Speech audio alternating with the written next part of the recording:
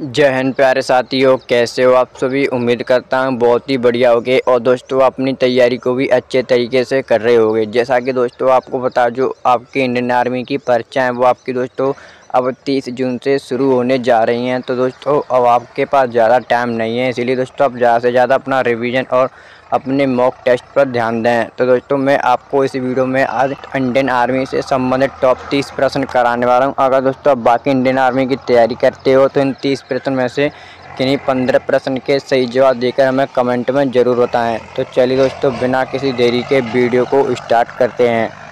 आपका पहला प्रश्न है, द्वितीय विश्व युद्ध के दौरान अमेरिका ने किस शहर पर परमाणु बम गिराया था। यानी दोस्तों आपको बताना है द्वितीय विश्व युद्ध के दौरान अमेरिका ने किस शहर पर परमाणु बम गिराया था। तो दोस्तों आपका इसका राइट आंसर हो जाएगा हिरोशिमा और नागासाकी। अगर दोस्तों आपसे वही बात करिए द्वितीय विश्व युद्ध, तो दोस्तों आपका 1939 से 45 ईस्वी तक चला था। यानी 1939 से 1945 ईस्वी तक चला था। अगर दोस्तों आपको मैं एक प्रश्न पूछना चाहूँ कि प्रथम विश्व युद्ध था वो कब तक चला था, यानी कब से शुरू हुआ था, किस सन तक चला था, ये दोस्तों आपको कमेंट में ज़रूर बताना है। तो चलिए चलते हैं दोस्तों नेक्स्ट प्रश्न की ओर।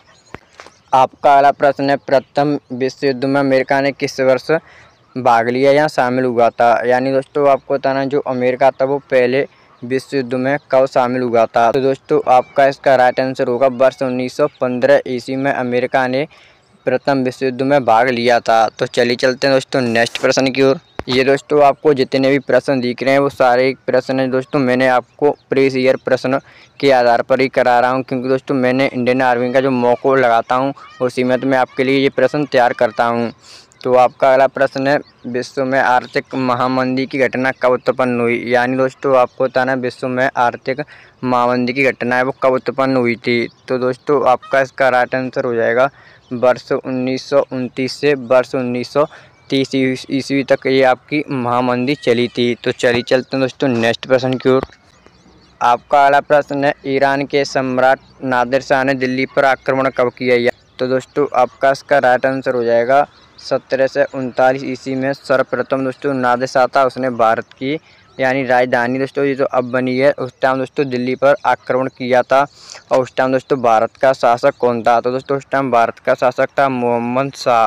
कौन दोस्तों, मोहम्मद शाह। और इसका दोस्तों शासनकाल मोहम्मद शाह का 1719 ईस्वी से 1748 ईस्वी तक रहा था। ये दोस्तों आपको पता होना चाहिए। और दोस्तों आपको कमेंट करके बताना जो नादिर शाह था उसने दिल्ली के साथ और किन किन स्थानों पर कब्जा किया था। तो चलिए चलते हैं दोस्तों नेक्स्ट प्रश्न की ओर। आपका अगला प्रश्न है, पूना पैक्ट समझौता किससे संबंधित है। यानी दोस्तों आपको बताना जो पूना पैक्ट समझौता है वो किससे रिलेटिव है।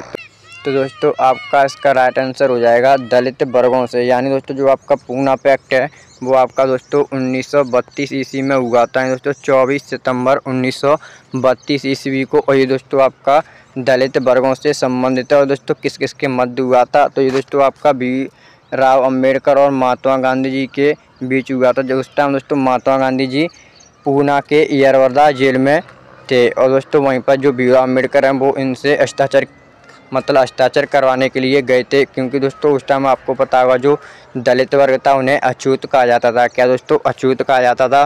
तो दोस्तों भीमराव अम्बेडकर ने उनके लिए पहले खाली 47 सीटें होती थी। कितनी, 47। तो फिर दोस्तों उन्होंने बाद में 147 या 41 सीटें अपने अछूत वर्गों के लिए करवाई थीं।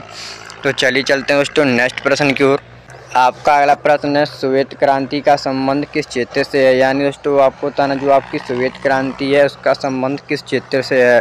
तो दोस्तों आपका इसका राइट आंसर हो जाएगा दूध उत्पादन। यानी दोस्तों जो आपकी श्वेत क्रांति है वो आपकी दूध उत्पादन से है। तो चलिए चलते हैं दोस्तों नेक्स्ट प्रश्न की ओर। आपका अगला प्रश्न है, भारत का सर्वाधिक तटरेखा वाला राज्य कौन सा है। यानी दोस्तों आपको बताना है कि भारत का ऐसा कौन सा राज्य जिसकी तटरेखा सबसे ज़्यादा है। तो दोस्तों आपका इसका राइट आंसर हो जाएगा गुजरात। अगर दोस्तों मैं आपसे वर्तमान में बात करूं तो गुजरात की दोस्तों जो आपकी तटरेखा है वो आपको पता होगा बढ़ गई है। तो दोस्तों बढ़कर आपकी हो गई है 2320। ये दोस्तों आपको पता होना चाहिए।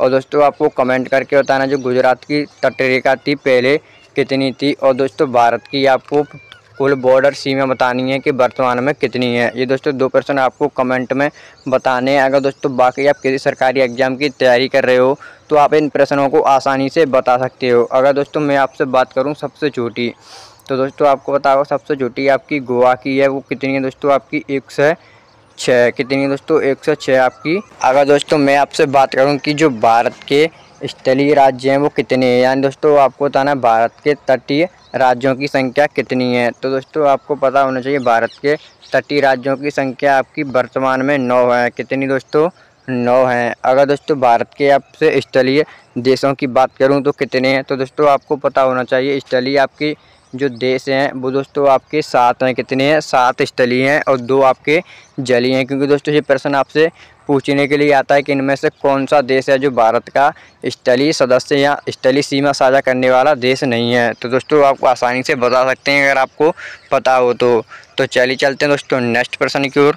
आपका अगला प्रश्न है भारतीय संविधान में कितनी अनुसूचियां हैं, यानी दोस्तों आपको बताना है भारतीय संविधान में कितनी अनुसूचियां हैं। तो दोस्तों आपका इसका राइट आंसर हो जाएगा 12 आपकी अनुसूचियां हैं। अगर दोस्तों मैं आपसे बात करूं कि भारत में इस टाइम जो संविधान है उसमें दोस्तों कितने अनुच्छेद हैं, तो दोस्तों आपके 448 अनुच्छेद हैं वर्तमान में। और जब दोस्तों ये बन के तैयार हुआ था तो इस टाइम इसमें 395 अनुच्छेद थे। अगर भाग की बात करूं तो दोस्तों अभी इस टाइम 25 भाग हैं। और दोस्तों मैं आपसे एक और प्रश्न पूछना चाहता हूं, जो भारतीय संविधान बनकर तैयार हुआ था तो उस टाइम दोस्तों इसमें कितनी अनुसूचियां थीं। अगर दोस्तों मैं आपसे बात करूं जो भारतीय संविधान है वो भारत में कब लागू हुआ, तो दोस्तों भारत में आपका लागू हुआ था 26 जनवरी 1950 ईस्वी को। तो दोस्तों ये आपको पता होना चाहिए। और दोस्तों भारतीय संविधान है उसे कब अपनाया गया था, तो भारतीय संविधान को दोस्तों आपका 26 नवंबर 1949 ईस्वी को आपको अपनाया गया था। 26 नवंबर 1949 ईस्वी को। ये दोस्तों आपसे पूछा जाता है परीक्षा में, 100% आता है दोस्तों किसी ना किसी परीक्षा में। तो चलिए चलते हैं दोस्तों नेक्स्ट प्रश्न की ओर। आपका अगला प्रश्न है भारतीय संविधान सभा का गठन कब हुआ, यानी दोस्तों आपको बताना जो भारतीय संविधान सभा है इसका गठन कब हुआ था। तो दोस्तों आपका इसका राइट आंसर हो जाएगा वर्ष 1940 ईस्वी में दोस्तों भारतीय संविधान सभा का गठन हुआ। अगर दोस्तों आपसे बात करिए जो भारतीय संविधान सभा इसकी पहली बैठक तो आपको पता होगा 9 दिसंबर 1940 ईस्वी में हुई थी। और सेकंड की आपको बात करें तो 11 दिसंबर 1940 में। और दोस्तों थर्ड तो आपको पता ही होगा कि 13 दिसंबर 1946 ईस्वी में हुई थी। तो चलिए चलते हैं दोस्तों नेक्स्ट प्रश्न की ओर।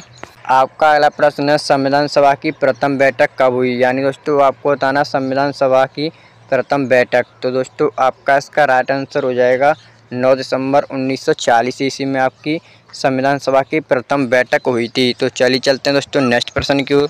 संविधान की किस अनुसूची में 3 सूचियों का वर्णन मिलता है, तो दोस्तों आपका राइट आंसर हो जाएगा 7वीं अनुसूची। या दोस्तों 7वीं अनुसूची इसमें आपकी 3 सूचियों का वर्णन मिलता है। अगर दोस्तों मैं आपसे बात करूं 9वीं अनुसूची की, तो दोस्तों आपको पता होगा जो 9वीं अनुसूची है वो दोस्तों किस संविधान संशोधन के तहत जोड़ी गई थी, तो वो दोस्तों आपकी 1951 जो संविधान संशोधन हुआ था आपका पहला ही संविधान संशोधन था जिसमें दोस्तों आपकी 9वीं अनुसूची जोड़ी गई। और दोस्तों जो आपकी 9वीं अनुसूची है वो आपकी भूमि खादान से संबंधित है। तो चलिए चलते हैं दोस्तों नेक्स्ट प्रश्न की ओर।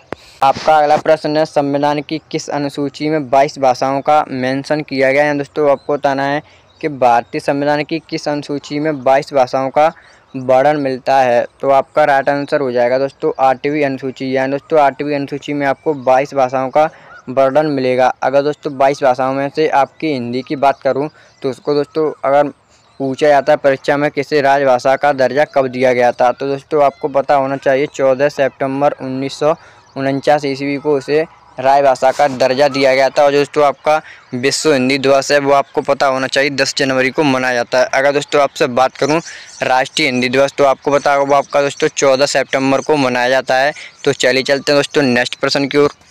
आपका अगला प्रश्न है शासन की संसदीय प्रणाली किस देश से ली गई है, यानी दोस्तों आपको बताना शासन की संसदीय प्रणाली है वो आपकी किस देश से ली गई है। तो दोस्तों आपका राइट आंसर हो जाएगा ब्रिटेन। यानी दोस्तों जो आपकी शासन की संसदीय प्रणाली है वो दोस्तों आपकी ब्रिटेन देश से ली गई है। अगर दोस्तों मैं आपसे बात करूं जो नीति निर्देशक तत्व यानी दोस्तों राज्य की नीति निर्देशक तत्व किस देश से लिए गए हैं, तो दोस्तों वो आपके लिए गए हैं आयरलैंड के संविधान से, जो दोस्तों आपके भाग 4 में आते हैं। कितने दोस्तों भाग 4 में हैं।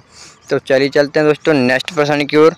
आपका अगला प्रश्न है, भारतीय संविधान में समवर्ती सूची की प्रेरणा कहाँ से ली गई है। यानी दोस्तों आपको बताना, जो भारतीय संविधान है उसमें आपकी समवर्ती सूची की प्रेरणा कहाँ से ली गई है। तो दोस्तों आपका इसका राइट आंसर हो जाएगा, ऑस्ट्रेलिया से ली गई है समवर्ती सूची की प्रणाली। तो चलिए चलते हैं दोस्तों नेक्स्ट प्रश्न की ओर।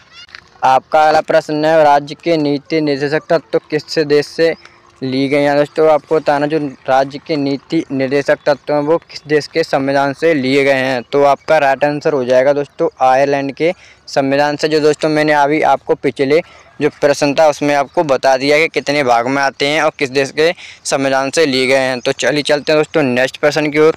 आपका अगला प्रश्न है, संविधान में संशोधन की प्रणाली किस देश से प्रेरित है। यानी दोस्तों आपको बताना है, जो संविधान संशोधन की प्रणाली वो आपकी किस देश से प्रेरित है या संबंधित है। तो आपका राइट आंसर हो जाएगा दोस्तों साउथ अफ्रीका। यानी दोस्तों जो आपकी दक्षिण अफ्रीका है, इससे दोस्तों संविधान संशोधन की प्रणाली ली गई है। और दोस्तों आपका पहला संविधान संशोधन 1951 ईस्वी में हुआ था। ये भी मैंने आपको पिछले प्रश्नों में करा दिया है, और जिसमें दोस्तों आपकी 9वीं अनुसूची जोड़ी गई थी। तो चलिए चलते हैं दोस्तों नेक्स्ट प्रश्न की ओर।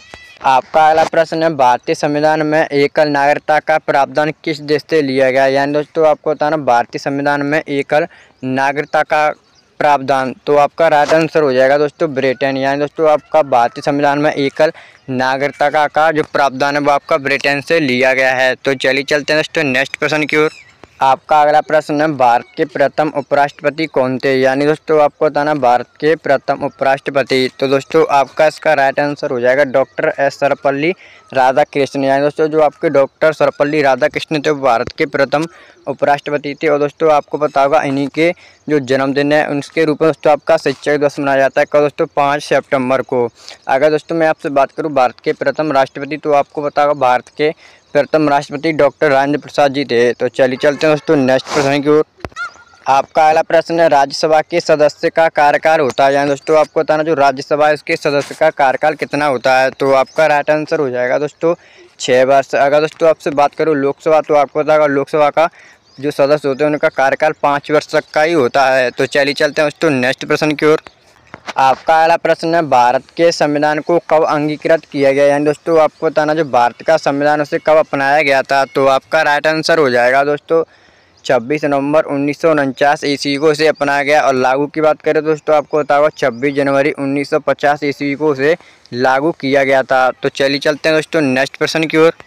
आपका अगला प्रश्न है, भारत में कब पहली बार राष्ट्रीय आपातकाल की घोषणा की गई थी। यानी दोस्तों आपको बताना, भारत में कब पहली बार राष्ट्रीय आपातकाल की घोषणा की गई। तो आपका राइट आंसर हो जाएगा वर्ष 1962 ईस्वी में दोस्तों आपका जो भारत में पहली बार आपातकाल था उसकी घोषणा की गई थी। तो दोस्तों जो आज की वीडियो हमारी यहीं पर समाप्त होती है। अगर आपको वीडियो अच्छी लगे तो वीडियो को लाइक और चैनल को सब्सक्राइब जरूर कर लेना है। तो चलिए मिलते हैं दोस्तों अगली वीडियो में। जय हिंद जय भारत।